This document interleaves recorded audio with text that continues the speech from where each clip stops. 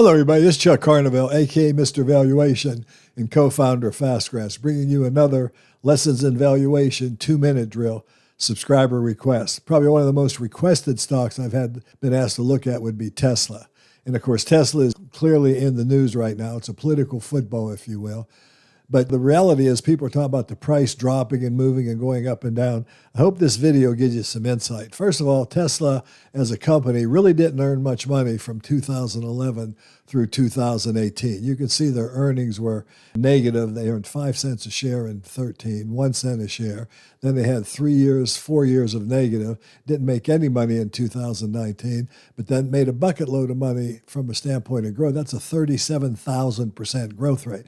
So it really gets hard to track or to chart a company like this. So let's take some time off of the graph. Let's get rid of, now all of a sudden we've got a 33% growth rate. Let's take some more time off the graph. Now we've got 163% growth rate.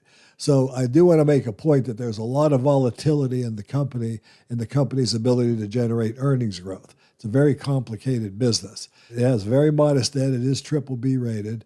But when you bring price into the graph, this is weekly closing stock prices. The thing that strikes me the most is how overvalued the market has kept this stock. Even during periods when it collapsed, it was still overvalued. It never really got down into fair value. I consider it still overvalued. I think the stock, as I'll explain in a minute, is probably worth about $60 a share, trading at 268.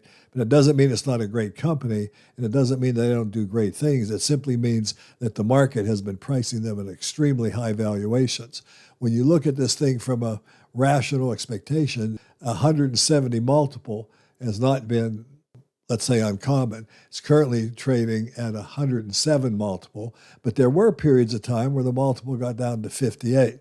And the point I want to make here, when you look at this from the max time frame, and I get rid of the normal PE, I want you to note the volatility in the stock. So this stock really is trading more on hype and rather than fundamentals, even though it is a good company. Now, looking at the future, Tesla is expected to grow at 25% a year. I think it will. All right, my own personal view. But the point is, that doesn't mean I want to pay 107 times earnings for it.